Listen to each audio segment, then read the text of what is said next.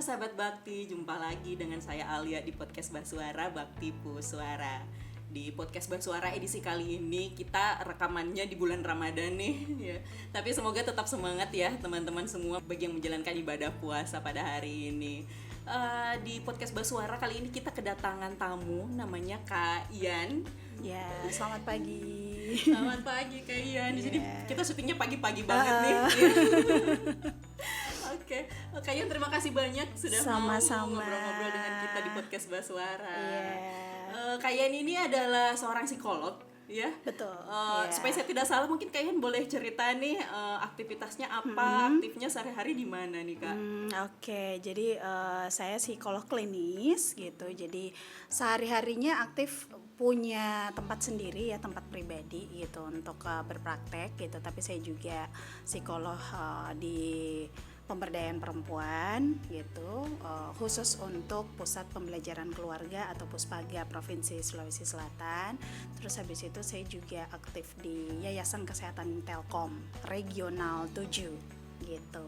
Jadi ya mostly berpraktek saja ya gitu semuanya. Bisa aktifnya di banyak tempat gitu ya. Ya.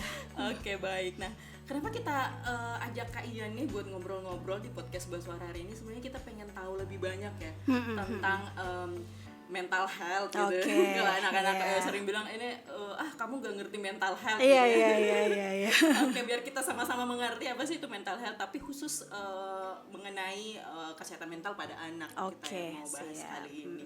Nah, kalau untuk dewasa mungkin kita sering dengar gitu ya, apa pentingnya kesehatan mental bagi orang-orang dewasa, tapi apakah bagi anak-anak ini bagaimana ya? Apakah ini penting juga kesehatan mental buat anak tuh sebenarnya bagaimana sih Kak? Apa pentingnya bagi anak-anak? Iya, karena kan betul belakangan ini baru ya masyarakat kita mulai concern gitu ya, mulai fokus terhadap kesehatan mental pada anak.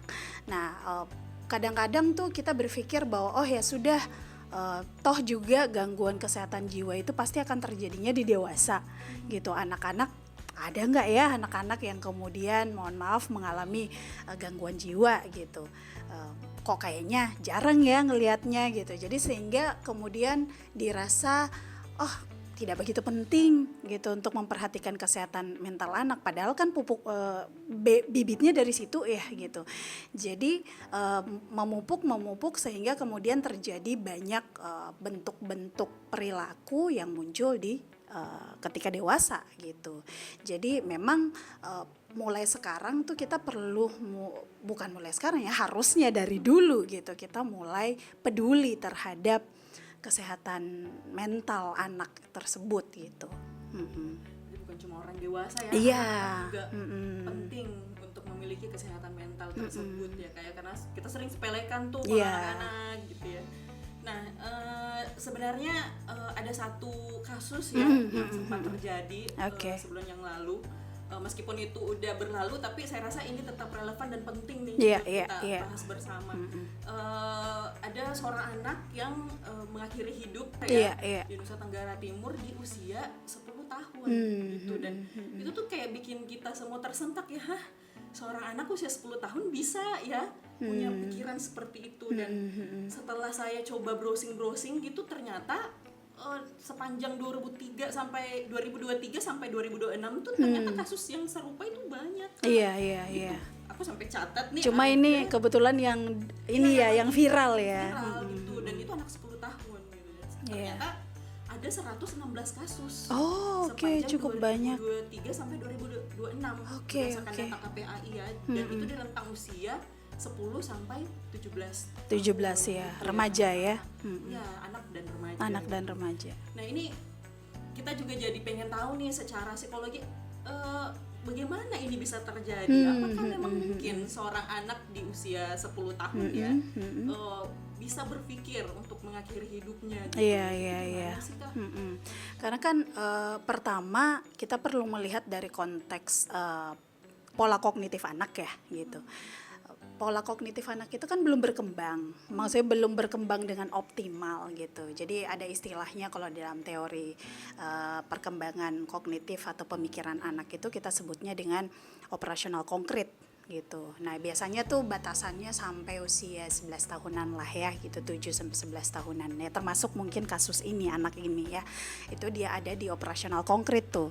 Nah, di batasan itu biasanya pola kognitif anak ya jelas-jelas aja, dia konkret-konkret saja gitu. Misalnya saya nggak diajak main sama teman saya, berarti saya tidak disukai. Sesederhana itu gitu. Jadi tidak ada pemikiran bahwa oh saya tidak diajak main apa karena permainannya nggak cocok kalau saya yang mainkan, ya kan. Kalau kita dewasa sudah bisa lebih bernalar seperti itu. Oh apakah mungkin dia pilih si itu daripada saya karena si dia mungkin dia lebih tinggi jadi dia bisa lompat tali lebih tinggi atau apa gitu. Nah itu tidak terfikirkan. Pokoknya yang ada di pemikirannya kalau saya nggak diajak main berarti saya nggak menyenangkan gitu, saya bukan teman yang asik gitu, sesederhana itu konkret berpikirnya gitu.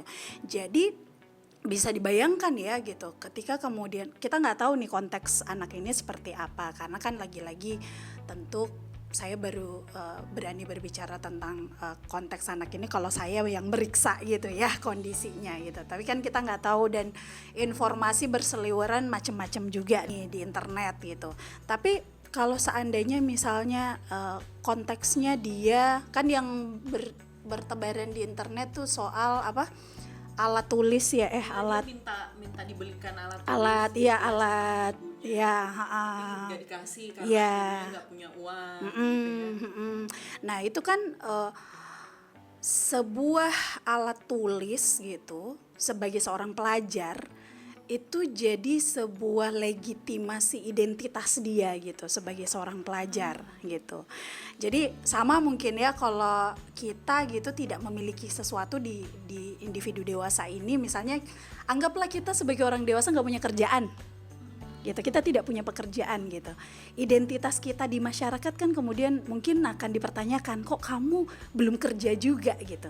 Nah sama seperti anak kecil kemudian dia adalah pelajar, lalu kok nggak ada alat tulisnya, ya kan, sepenting itu gitu, sepenting itu sehingga ya mungkin sesederhananya orang tua ya udah lagi nggak ada duit gitu, lagi nggak ada uang saat ini gitu. Tapi buat anak kecil itu adalah identitas dirinya, sehingga mungkin saja kemudian ketika kemudian itu tidak ada akan mengaktifkan perilaku bully di sekolah. Yang bisa saja terjadi kan gitu, mungkin bully sederhana gitu ya, tapi kan tetap aja pembulian ya gitu, misalnya kayak kok kamu nggak punya ini, kok kamu nggak punya itu. Bagi anak-anak itu menyedihkan. Iya, it matters gitu, itu adalah sesuatu yang menyakitkan buat mereka karena kan mereka belum mikirin hal-hal dewasa lainnya ya gitu.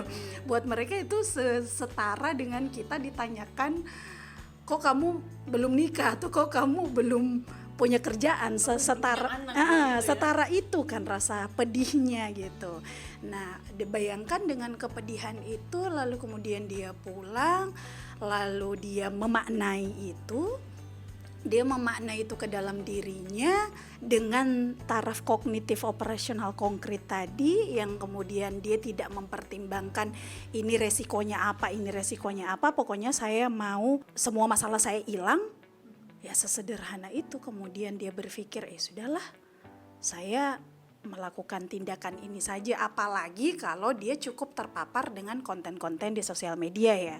Nah, karena kan sekarang banyak tuh anak-anak bisa mengakses cara mengakhiri hidup itu gimana, ada banyak caranya dan itu ada terpampang nyata di sosial media, dengan mudahnya menunjukkan itu sehingga ada ide nih gitu untuk melakukan itu. Kalau zaman milenial dulu ya, terutama zaman saya mungkin ya paling kalau lagi ngambek saat itu metode yang kita lakukan adalah kabur dari rumah. Iya benar. Iya kan? Baju mau kabur dari rumah. Ya betul. Itu pun kabur ke rumah keluarga atau ke rumah teman sendiri. Ya, yang sebenarnya orang tua tahu juga rumah itu gitu. Karena kenapa kan konten yang kita lihat di sinetron kan anak-anak kabur dari rumah. Jadi ide pikir kita sekedar kabur aja. Nah, kalau ide pikir anak-anak sekarang kan lebih beragam. Sangat bergantung dari paparan informasi yang Betul, mereka peroleh ya. betul. Iya, soalnya pada waktu dengar informasi itu tuh saya langsung merefleksi di usia 10 tahun saya paham nggak sih tentang apa itu meninggal, bahkan kita masih belum begitu paham betul, ya. betul. Gitu. Tapi karena tiba-tiba anak 10 tahun bisa melakukan itu gitu ya, ternyata memang beda konteks dan zamannya. Betul, gitu ya. iya. Bisa jadi pun juga anak ini juga tidak paham tentang apa itu meninggal, bisa jadi kan.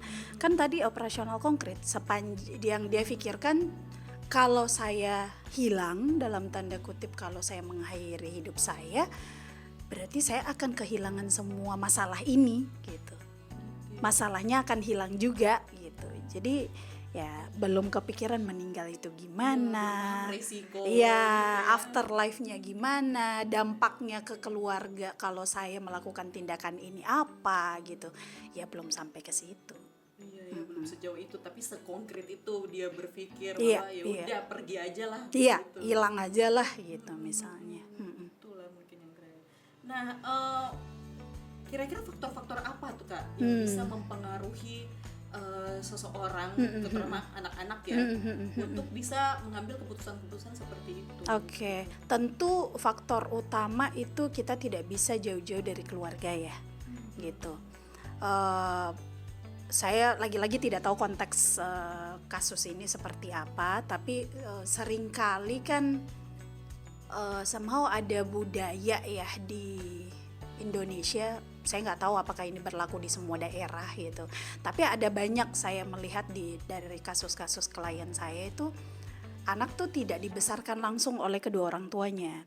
Entah dia dibesarkan oleh nenek, dibesarkan oleh kayak nenek kakek, atau dikasih ke saudaranya, atau dikasih ke tante gimana dan lain sebagainya. Sehingga anak itu kan sebenarnya di rentang usia awal gitu, terutama 5 tahun pertama sampai kemudian masuk di usia-usia sekolah, dia perlu untuk merasa aman dulu dengan kedua orang tuanya kan gitu.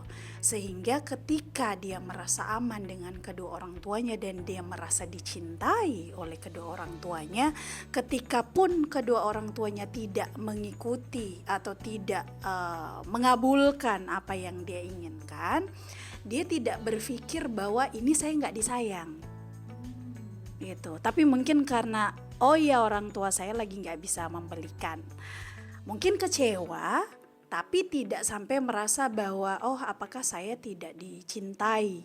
Nah seringkali yang melakukan yang membuat anak-anak itu melakukan perilaku-perilaku beresiko, apapun bentuknya ya gitu, perilaku-perilaku beresiko itu adalah karena dia merasa tidak berharga gitu. Dia merasa setidak berharga itu di hadapan kedua orang tuanya.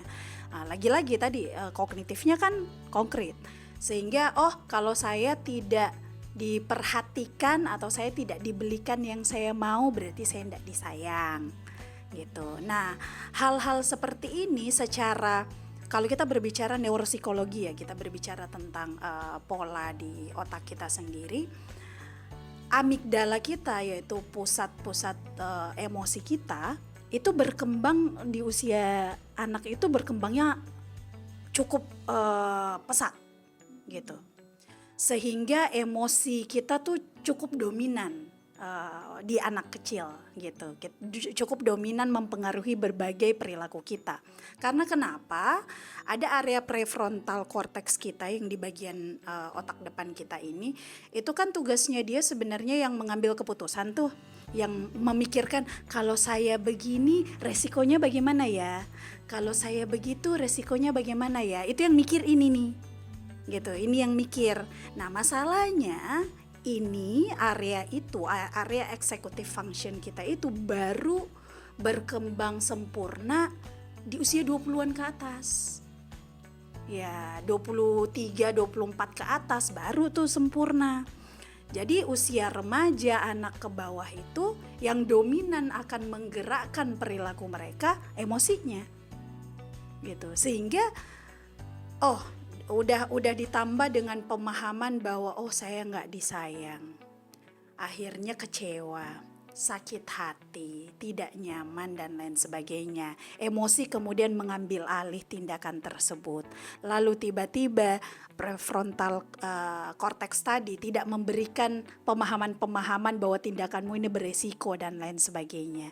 Nah, sudah lengkap secara neuropsikologis dan kondisi keluarga, datang ke sosial, dapat bully, dapat paparan konten, dapat dan lain sebagainya. Berkumpullah semua itu menjadi satu kompleksitas yang menjadikan perilaku ini eksekusi gitu jadinya. Jadi tidak sesederhana itu sebenarnya bilang oh ya udah anaknya misalnya mengakhiri hidup karena misalnya situasi finansial yang kurang gitu. Tidak sesederhana orang bisa mengakhiri hidup karena finansial terbatas ya. Enggak, ada banyak faktor yang membuat dinamika perilaku ini tuh muncul gitu. Jadi tidak langsung sebab akibat seperti itu ya, bahwa karena tidak dikasih ini, karena kondisi finansialnya tidak bagus, minta sesuatu nggak dikasih langsung mengakhiri hidup. Jadi ada sesuatu yang sangat kompleks yang terjadi gitu ya. Nah kemudian bagaimana gitu Kak kita bisa mengidentifikasi gitu ya anak kita atau anak-anak di sekitar kita gitu bahwa ini ada masalah nih kayaknya dengan anak ini. Oke. Nah seringnya di masyarakat kita itu emosi tidak divalidasi ya gitu. Contoh misalnya anaknya datang, misalnya dia ada masalah nih di sekolah, misalnya kena bully gitu ya di sekolah. Pada saat dia datang, pulang, mukanya misalnya murung atau sedih dan lain sebagainya. Pada saat dia ditanya, kamu kenapa? Akhirnya mungkin awal-awal dia berani tuh untuk bilang bahwa iya tadi saya diganggu di sekolah gini-gini. Nah seringkali respon-respon orang dewasa di sekitar itu kalau bukan gitu aja kok gitu. Atau gak apa-apa itu main-main itu temenmu gitu. Jangan lemah. Ya, jangan lemah gitu, jangan cengeng. Atau misalnya pas akhirnya dia menyampaikan bahwa saya marah karena teman saya gangguin saya gini-gini. Gak boleh marah. Marah itu gak boleh gitu. Temannya mungkin gak bermaksud apa dan lain sebagainya. Harus baik gitu. Nah, jadinya kesulitan. Kenapa kemudian kita sulit untuk mengidentifikasi tanda-tanda itu? Karena tanpa sadar kita membuat jurang ya gitu, jurang komunikasi antara kita sebagai individu dewasa dan anak-anak gitu, sehingga mereka ragu untuk menunjukkan perasaannya, mereka takut untuk bercerita gitu, sehingga kita tidak cukup mampu mengidentifikasi tanda-tanda itu gitu. Walaupun sebenarnya kalau kita cukup peka, tapi masalahnya kan orang dewasa di sekitar kadang menyibukkan banyak hal ya gitu. Menyibukkan ekonomi negara gitu ya, dunia sekarang kan gitu. Jadi kadang-kadang luput tuh untuk mengobservasi perubahan-perubahan perilaku. Padahal sebenarnya obvious kok, kelihatan kok itu perubahan perilaku dari anak. Misalnya ada yang bilang bahwa kalau tiba-tiba murung berarti ada tanda-tanda nih, coba dicari tahu gitu. Masalahnya adalah kita perlu lihat baseline-nya dulu. Ibaratnya anaknya sebelumnya kayak gimana, perubahannya bagaimana. Jangan semua yang murung kemudian dianggap ada bermasalah gitu kan. Anak-anak yang pendiam. Memang pendiam gitu. Jadi sebenarnya bisa dilihat misalnya dari yang pendiam kok tiba-tiba jadi somehow kelihatan kayak caper ya gitu. Jadi lebih banyak tindakan-tindakan yang overacting ya gitu. Sebaliknya, yang tadinya mungkin terlalu ceria baru kok tiba-tiba murung ya gitu. Nah tanda-tanda seperti itu tuh mulai gitu kelihatan. Lebih banyak menarik diri mungkin gitu, tiba-tiba kayak lebih sering di rumah, nggak mau main, yang tadinya sebenarnya suka main sama tetangga atau suka main sama teman-teman, kok tiba-tiba dia stay di rumah terus gitu. Terus kemudian fluktuasi emosinya lebih terlihat gitu. Jadi bukan cuma identifikasi terkait kekhawatiran mengakhiri hidup ya gitu. Cuma juga termasuk self harm. Itu yang juga perlu diantisipasi karena sekarang itu entah kenapa anak-anak dan remaja makin banyak menunjukkan perilaku-perilaku self harm atau self injury gitu ya, self cutting, self harm dan lain sebagainya gitu. Nah, ini yang tidak semua self harm mengarah ke tindakan mengakhiri hidup, tapi ada beberapa yang mengarah ke situ. Kalau thresholdnya atau limitasi di otak sudah tidak sanggup memberikan kenyamanan lagi kepada si anak tersebut gitu. Jadi kalau kita peka, sebenarnya apapun yang kita khawatirkan itu yang perlu kita lihat kan gitu. Kok anak saya tiba-tiba ada perubahan kayak gini ya gitu. Oh, kok kayaknya dia berubah ya gitu. Jangan tiba-tiba lagi puber kali. Iya benar. Ya, padahal memang sih itu secara hormonal pasti akan ada perubahan ya gitu, puber dan lain sebagainya. Tapi kan itu juga perlu di notice ya, perlu diperhatikan ya gitu. Oke, berarti intinya di sini adalah ada perubahan dari perilaku yang biasanya, nggak hanya dari ceria ke murung, tapi bisa sebaliknya. Bisa sebaliknya. Juga, gitu. Oke, soalnya kita suka mengidentifikasi anak-anak tuh pakai pemikiran orang dewasa. Betul sekali. Kalau kita tuh cuman bully itu hal biasa. Kalau bagi kita orang dewasa itu mungkin udah nggak mempan ya. Padahal kalau kita ingat-ingat dulu kalau kita dibully sakit hati juga kan. Iya gitu. Jadi kita suka pakai pemikiran orang dewasa kita untuk mengidentifikasi permasalahan anak-anak. Betul. Agak menyepelekan. Iya. Benar, dan anak-anaknya jadi merasa tidak ada tempat untuk dia bersandar atau berlindung gitu ya. Apalagi kalau yang melakukan itu orang tua. Betul. Orang tua kan satu-satunya tempat anak-anak buat kembali gitu ya. Sehingga seringkali mereka merasa tidak dimengerti, tidak dipahami. Nah, akhirnya biasa nyari perhatiannya keluar jadinya gitu. Syukur kalau benar. Ya. Untung kalau temennya benar. Kalau salah atau nyari perhatiannya akhirnya pakai bikin konten macam-macam di TikTok misalnya, lebih banyak karena lagi. Sekarang media banyak banyak sekali yang banyak, mengkhawatirkan gitu. Kita soalnya. kan mentok-mentok main pergi sama teman gitu ya. Sekarang ada media sosial, ada internet dan betul. Iya. Nah, kemudian kalau kita sudah mengidentifikasi gitu ya, misalnya kayaknya memang ada yang berubah nih. Kalau aku sih sebagai orang tua mending over identificate gitu ya, mending kayak jangan-jangan ada apa-apa dibanding ada apa-apa tapi kita nggak aware gitu ya. Nah kalau kita sudah mengidentifikasi kayaknya ada yang aneh dengan anak saya atau anak di sekitar kita, apa yang bisa kita lakukan? Iya. Saya tertarik tuh tadi dari kalimatnya Kak Alia ya soal over identificate. Itu sebenarnya it's okay untuk mengidentifikasi tapi jangan sampai over protection. Nah, karena sekarang banyak tuh yang kemudian orang tua saking pengen melindungi anaknya sampai tanpa sadar mengambil alih pengambilan keputusan anak. Apa-apa yang harusnya masalah tersebut diselesaikan sendiri oleh anak, kan tugas kita sebagai orang tua tuh mendampingi saja ya gitu, memberikan dia pemahaman dan mendampingi.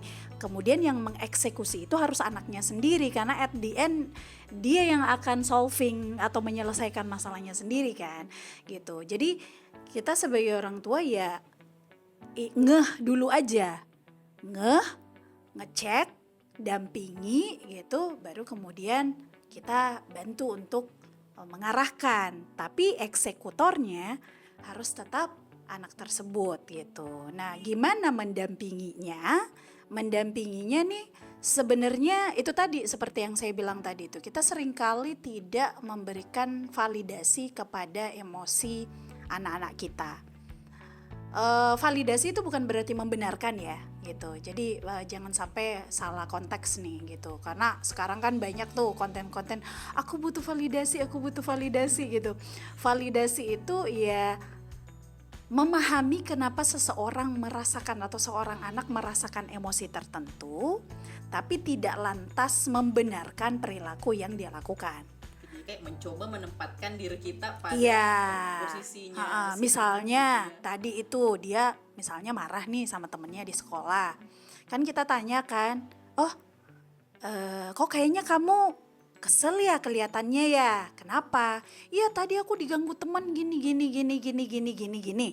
Nah biasanya kan ada beberapa orang tua yang jawabannya udahlah, atau ya nggak, ya sabar aja gitu, atau misalnya nggak boleh marah gitu, itu kan teman kamu gitu dan lain sebagainya. Ya, kita lupa nih memvalidasi emosinya dulu, akhirnya kan anak nggak mau cerita lagi kan, karena dan banyak tuh sampai di klien-klien saya yang akhirnya setelah dewasa itu tidak mau membagi emosi yang dia rasakan dan akhirnya cenderung mengalami depresi dan lain sebagainya karena dari kecil emosinya tidak pernah dipahami gitu. Nah kembali lagi ke soal anak, kalau tadi kan sebenarnya kamu marah, kamu kecewa, marahnya kenapa? Karena teman kamu kayak gini. Iya sih, kalau bunda, ayah gitu juga diperlakukan seperti itu, kayaknya bunda dengan ayah juga akan marah deh gitu, akan kesel juga deh gitu.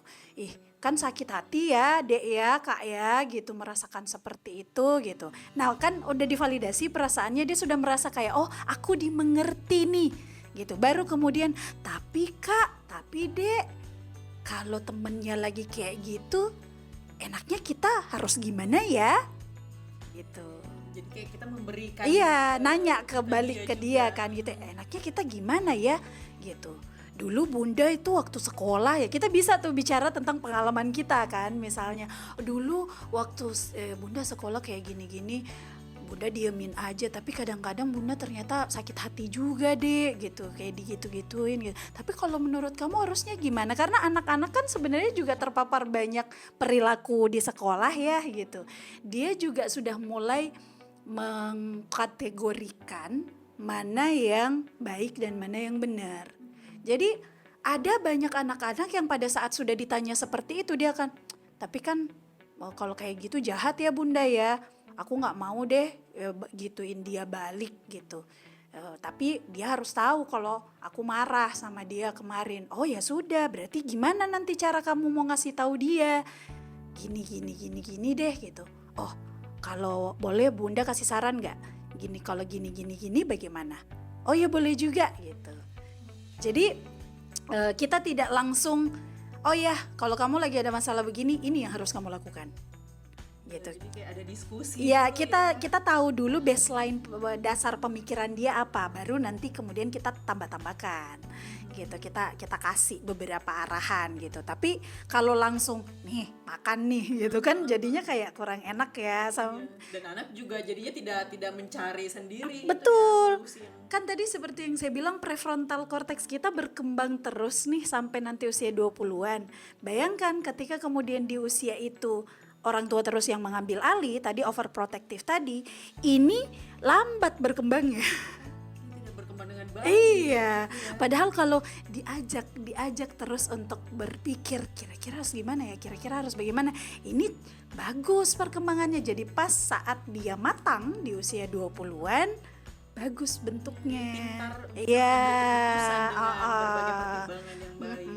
Karena pada akhirnya yang menjadi klien-klien individu dewasa saya yang datang ke kantor ya, ke klinik itu ya orang-orang yang memang tidak terdevelop kemampuan problem solvingnya gitu. Karena entah orang tua mengambil alih atau disuruh diem aja gitu. Yaudah kamu gak usah ngapa-ngapain gitu. Ini bakal berlanjut sampai dewasa ya, kemana-mana. Jadi sebenarnya validasi paling penting, memvalidasi emosinya, terus kemudian mengajak dia untuk solving atau menyelesaikan masalahnya gitu ya. Dan tentu memberikan anak itu attachment atau kelekatan yang aman gitu. Kelekatan yang aman itu ya kayak tadi itu, oh berarti kalau saya cerita saya dipahami, kalau saya cerita saya dimengerti perasaan saya tidak dijudge, saya tidak dicemooh, saya tidak ditertawai gitu. Jadi itu kan adalah attachment atau kelekatan yang aman ya. Tapi kalau dia baru cerita, baru juga gitu, nah itu kan diremehkan perasaannya. Nah perasaan yang diremehkan akhirnya mengembangkan attachment yang tidak aman gitu, kelekatan yang tidak aman, sehingga resikonya di masa depan itu adalah banyak klien saya yang mengalami relational trauma gitu. Dan itu tidak cuma gara-gara dari keluarga, berdampaknya kemana, ke rekan kerja, misalnya kalau mahasiswa ya sesama rekan ininya ya gitu, sesama mahasiswa, dan sampai ujung-ujungnya nanti ke pasangan, dan akhirnya dia ketika berkeluarga ke anaknya kan begitu juga. Iya, karena namanya juga relasi ya gitu. Fondasi awalnya mengalami traumatik relasi ini, berarti itu akan mempengaruhi relasi lainnya gitu. Sampai kemana-mana. Banyak. Relasi yang berikutnya. Iya, kemana-mana pasti. Kakak sendiri pernah nggak sih dapat kita sebutnya apa nih kalau orang yang datang ke psikolog? Klien. Ada nggak yang anak-anak juga Kak? Yang ada banyak gitu. Walaupun sekarang orang tua pasti datang dalam keluhan perkembangan ya biasanya gitu. Tapi kan pasti perkembangan ini juga terdampak pada sosio-emosional anak juga gitu. Jadi seringkali kalau kliennya anak, berarti kliennya bukan cuma satu, gitu, tapi ya? 3. Bisa berikut dengan orang tua bapak, ibu, anak gitu ya. Harus konsultasi semua ya. Jadi beda kalau dewasa yang datang dia doang kan yang jadi klien ya gitu. Tapi kalau anak yang datang berarti psikolognya udah mikir, oh klien saya 3 orang nih. Oke, berarti bahkan mungkin kadang-kadang yang perlu diajak konsultasi lebih jauh nih orang tua banget ya, iya melakukan sesuatu iya, gitu ya. Oke. Nah tapi kapan kita menganggap bahwa kita sudah perlu bantuan profesional pada kondisi anak seperti apa gitu, kayaknya saya harus bawa anak saya ke psikolog atau Oke. Macam-macam ya gitu, karena kan kebutuhan akan profesional itu bergantung tentu pada simptom gitu, keluhan ya, bergantung pada keluhan, bergantung pada kemampuan orang tua untuk mendampingi, dan bergantung pada support system gitu, orang di sekeliling gitu. Nah seringkali klien-klien yang datang kalau ke klinik atau ke kantor itu adalah memang sudah keluhannya sudah cukup tidak mampu ditangani. Atau seringkali ada yang orang tua baru ngeh untuk bawa ke profesional karena yang mengeluhkan adalah sekolah gitu. Jadi ya syukur alhamdulillah sekarang kayaknya sekolah sudah mulai peka juga ya gitu. Jadi banyak yang memang sekolah langsung memberikan arahan ke orang tua, kayaknya anaknya butuh profesional deh bu gini, selama orang tuanya tidak menyangkal, karena ada tuh orang tua yang melakukan penyangkalan kan, denial juga ya kan? Denial, merasa kayak enggak kok anak saya baik-baik aja gitu, anak saya ini mah cuma masalah biasa gitu, atau enggak terima gitu anaknya yang ada gangguan mental gitu. Padahal kan sebenarnya tidak semua gangguan mental itu sudah mengarah ke psikotik kan gitu. Nah psikotik yang kadang kita sebut dengan ucapan masyarakat sebagai kata gila itu, nah itu tidak semua orang yang mengalami masalah kejiwaan atau masalah mental itu mengarah ke psikotik gitu. Bisa saja dia masih mengarah ke neurotik atau normal bermasalah gitu. Nah kalau normal bermasalah atau neurotik ini tidak ditangani, dia bisa mengarah ke psikotik, semakin parah. Iya, apalagi kalau genetiknya ada kan, misalnya dari atas memang sudah ada turunannya gitu ya, darah yang mengalami genetika psikotik itu ada gitu. Nah itu bisa kemana-mana, makanya memang betul kayak kata Kak Alia tadi, identifikasi awal itu penting sekali gitu. Nggak apa-apa lah gitu kita bawa anak kita misalnya ke profesional hanya untuk mengecek, tapi pas profesional bilang bahwa oh enggak kok bu, anaknya baik-baik aja, kan enak ya perasaan kita ya. Iya, daripada takutnya malah terlambat penanganannya gitu. pengenalan seperti apa biasanya nih Apanya? bagi teman-teman yang misalnya anak-anak yang datang gitu, penanganannya dari apa atau sejauh apa biasanya yang Nah, alami? itu kan tadi saya bilang tergantung keluhan ya gitu, tergantung keluhan gitu. Biasa memang ada masalah-masalah perkembangan yang membutuhkan pendampingan yang cukup intens gitu. Tapi ada juga yang masalah psikososial yang perlu dimaksimalkan adalah keluarga gitu. Karena kan di dalam penanganan psikologis itu prognosis penting ya gitu. Isi prognosis ini siapa-siapa saja ya, support system, lingkungan keluarga gitu, lingkungan masyarakatnya bagaimana. Ini kemudian sangat berdampak pada perbaikan kondisi dari anak tersebut gitu. Jadi tentu bermacam-macam ya, kalau sama anak-anak tentu lebih variatif ya gitu, karena kan kita nggak bisa ngobrol kayak orang dewasa begini nih gitu. Nah, kalau orang dewasa kan kita lebih banyak pakai misalnya yaudah cognitive behavioral therapy gitu, kita pakai yaudah untuk mengolah proses cara berpikirnya, atau misalnya kita pakai psikodinamik gitu kan. Tapi kalau sama anak kecil pasti mostly pakai play therapy gitu, gimana caranya untuk dia berinteraksi, beda pendekatannya. Nah, sama orang tuanya baru tuh kita perbaiki sedikit cara pola berpikirnya. Jadi kayaknya sih juga dibutuhkan fleksibilitas dari orang tua ya gitu, karena seringkali kalau ada klien anak itu saya lebih pelan-pelan banget pada saat ngomong sama orang tuanya. Iya, benar-benar. Ini psikologi orang tua ini akan terganggu. Iya. Ya, karena kan jarang ya menurut saya orang tua tuh melakukan tindakan karena mau jahatin anaknya, kayaknya jarang. Ada sih orang tua yang memang jahat, terbukti dari beberapa kondisi ada, betul ada. Tapi mostly orang tua kan pasti sayang sama anaknya. Cuma mereka tidak tahu bahwa perilaku mereka ternyata berdampak gitu. Jadi itu biasa kalau ngomong sama orang tua juga, saya berharap juga orang tua saat ini juga jangan terlalu sering menyalahkan diri sendiri gitu, karena saya juga khawatir nih mulai sama ibu orang tua muda yang milenial nih. Karena banyak yang kepikiran, banyak yang aduh saya salah ya, aduh saya ini ya, aduh saya itu ya,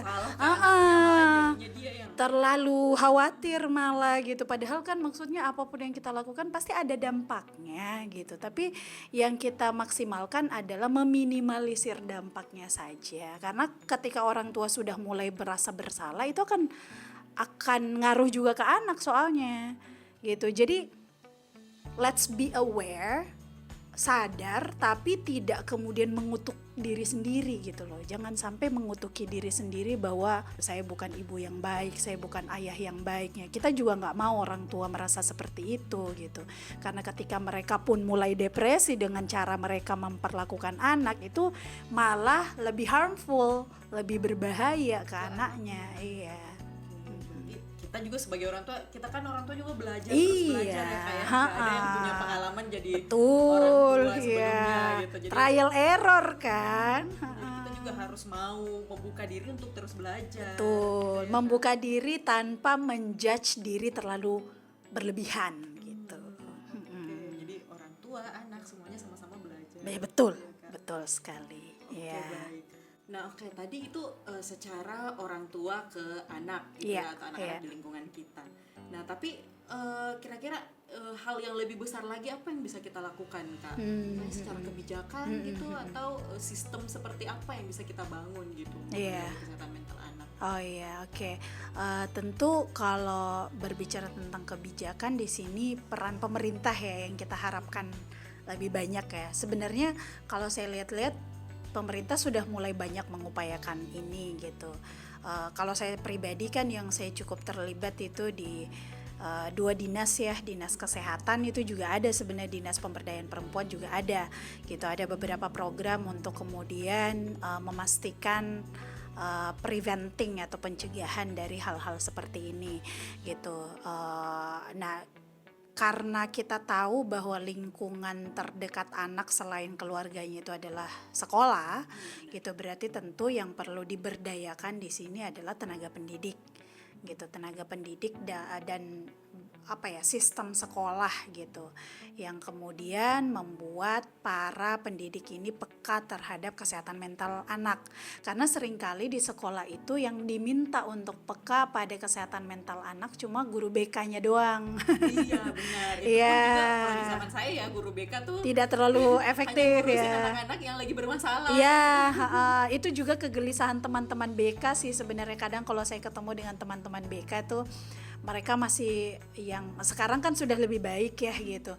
Nah, masih sering tuh distigmatisasi seperti itu, bukan cuma oleh orang luar gitu, tapi bahkan oleh anak-anak di sekolah tersebut. Jadi mereka berpikir, oh kalau sudah berurusan dengan anak BK, guru BK, berarti saya bermasalah nih, gitu.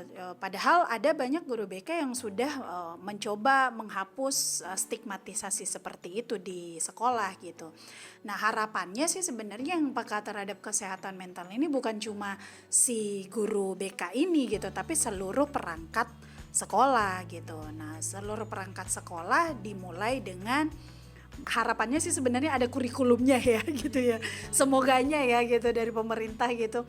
Ada kurikulum social emotional learning gitu, misalnya belajar bersosial dan belajar beremosi gitu di dalam kurikulum itu sendiri gitu. Tapi kalaupun misalnya ya kita nggak tahu kebijakan harus seperti apa, paling sederhananya pendidiknya dulu deh gitu yang peka terhadap itu, sehingga ketika misalnya tenaga pendidik peka dengan socio-emotional learning ini, mereka jadi bisa merespon reaksi-reaksi emosi yang muncul di anak-anak gitu. Ketika misalnya tiba-tiba anak ini kok kayaknya bertanya terus ada apa nih?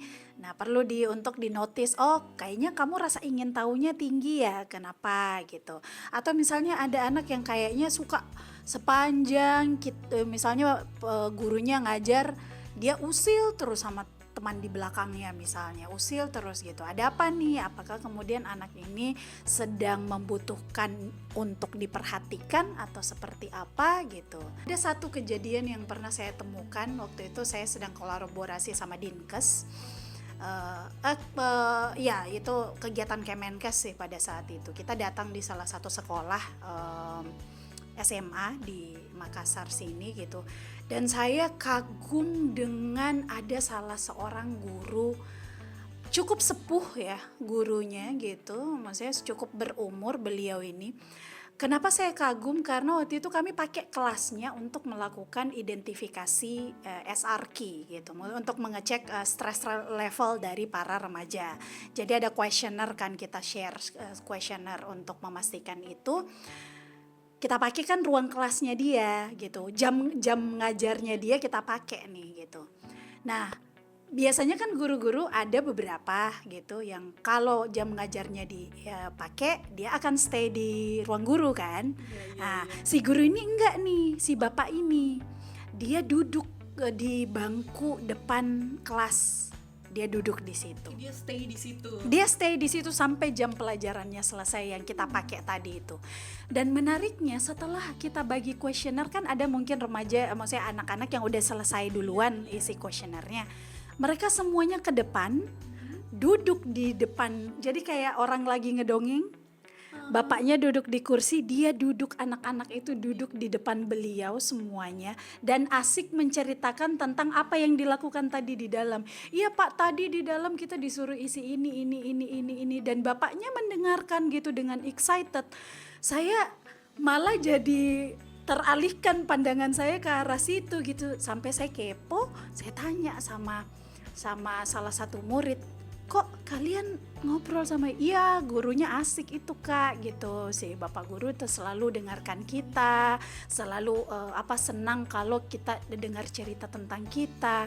Jadi di situ saya lihat, oh oke, ini attachment atau kelekatan guru dengan anaknya, muridnya ini bagus sekali gitu. Jadi saya amazed sekali dengan perilaku guru tersebut, dan saya jadi berharap, wah kalau semua tenaga pendidik kayak gini, wah enak sekali ya rasanya pasti ya gitu. Apalagi kalau di zaman-zaman saya masih sekolah dulu. Betul. Kan guru tuh, aduh kita takut. Ya, tapi di situ modelnya kayak benar-benar gurunya kayak kayak sahabat dengan para muridnya, padahal sudah cukup sepuh ini si guru ini. Tadi kan kalau gurunya muda mungkin saya paham ya, karena kan bisa ya bisa ngeblend dengan anak remaja. Ini enggak, jadi mereka kayak usianya tuh kayak orang tua dan anak, tapi bisa sangat bagus gitu. Jadi harapannya, kalau saya rasa pasti banyak tenaga pendidik di luar sana yang punya karakter seperti ini ya gitu. Tinggal mereka lebih dimatangkan lagi kemampuan merespon emosi anak-anak gitu. Dan kayaknya kalau semua dibekali seperti itu, dimulai dari diri mereka sendiri juga, harapannya kita bisa mengidentifikasi sesuatu lebih cepat sebelum hal buruk terjadi gitu.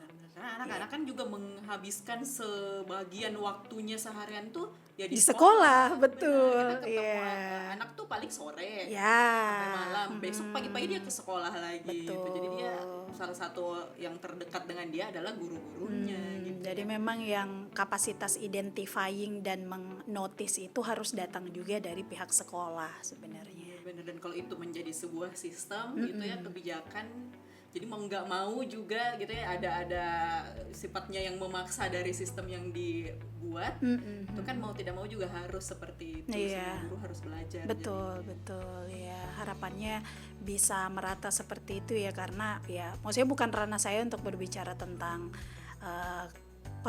kebijakan pemerintah, tapi karena saya sering terlibat di beberapa program itu, saya tahu bahwa sebenarnya sudah banyak yang diupayakan, cuma memang belum merata mungkin ya gitu. Yang perlu lebih dimeratakan sampai ke kabupaten kayaknya. Soalnya balik lagi tadi data yang saya baca tentang kasus anak sampai remaja yang mengakhiri hidup itu bukan hanya di kota, di desa. Betul. Yang kemarin itu kan di NTT gitu. Iya. Jadi tersebar di mana-mana. Betul. Hanya di kota. Iya. Jadi perlu pemerataan seperti itu.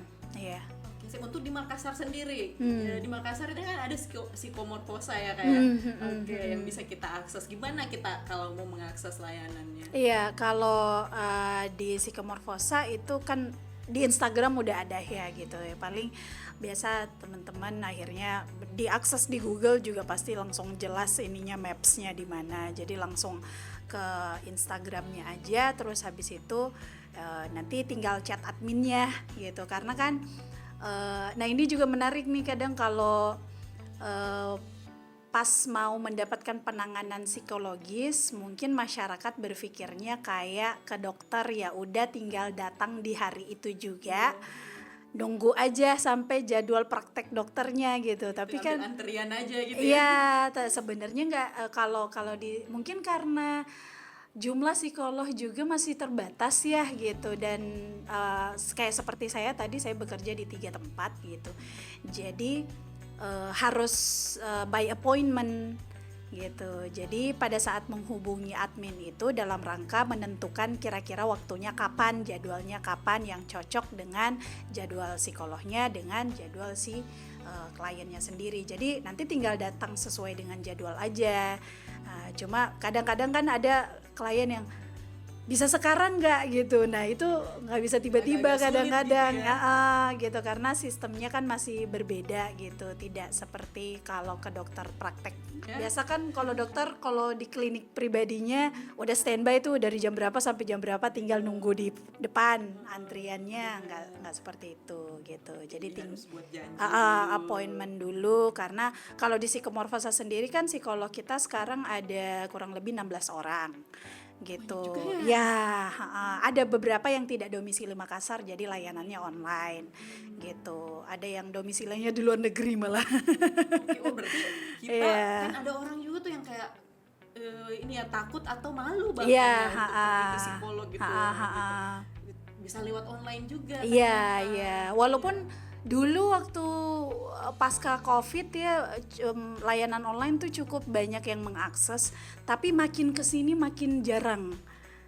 Karena kayaknya klien tetap merasa layanan face to face itu jauh lebih menyenangkan gitu, karena dia bisa langsung puaskan gitu. Ada perbedaan ya, tapi kan kadang-kadang ada kondisi jarak yang ini gitu, jadi ada beberapa kayak klien-klien saya juga ada beberapa yang dia lagi sekolah di luar misalnya, ya udah kita online atau ini dan lain sebagainya. Nah karena psikolognya banyak, jadi ada 16 orang tadi itu, jadi biasanya kita lihat dulu nih dari keluhan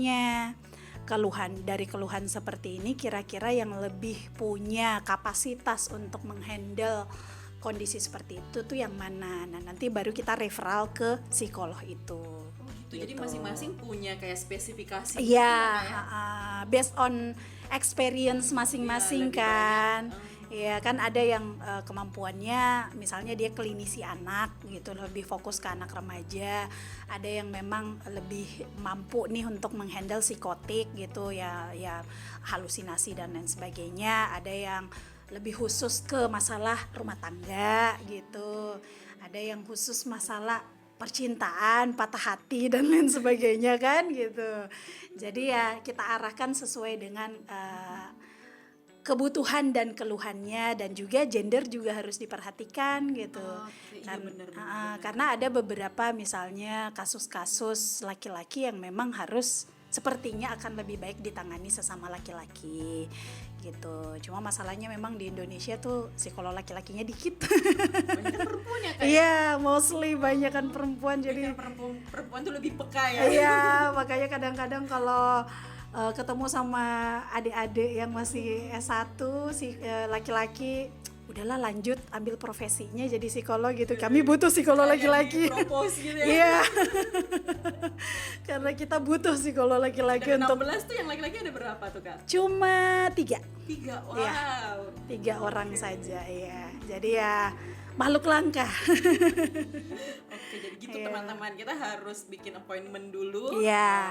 Misalkan main ke Instagramnya untuk tahu kontak adminnya dan lokasinya ada di mana gitu ya kayak. Teman-teman sekarang juga memang banyak yang sudah aware ya tentang kesehatan mental. Jadi memang ini tidak kayak dulu lagi yang orang pikir kalau ke psikolog berarti saya sakit jiwa nih gitu ya. Sekarang udah lebih banyak yang tahu lah kesehatan mental tuh pentingnya apa dan harus bagaimana. Terutama buat anak-anak kita nih, anak-anak di sekitar kita gitu ya. Karena ternyata kesehatan mental buat anak-anak itu tidak kalah pentingnya. Betul. Buat orang dewasa, bahkan ini jadi salah satu landasan ya untuk usia berikutnya, dewasanya nanti dia akan seperti apa. Iya. Oke, baik.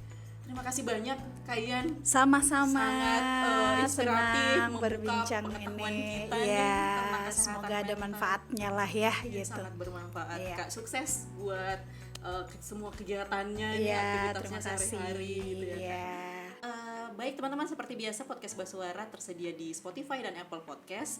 Bagi teman-teman tuli yang juga ingin mengakses podcast Basuara dapat melalui kanal YouTube Yayasan Bakti. Akhir kata saya Alia, mohon undur diri. Terima kasih sudah mengikuti podcast Basuara edisi kali ini. Selamat menjalankan ibadah puasa dan menyambut Hari Raya Idul Fitri ya buat teman-teman yang merayakan. Sampai bertemu lagi di podcast Basuara edisi berikutnya. Terima kasih. Terima kasih Kak.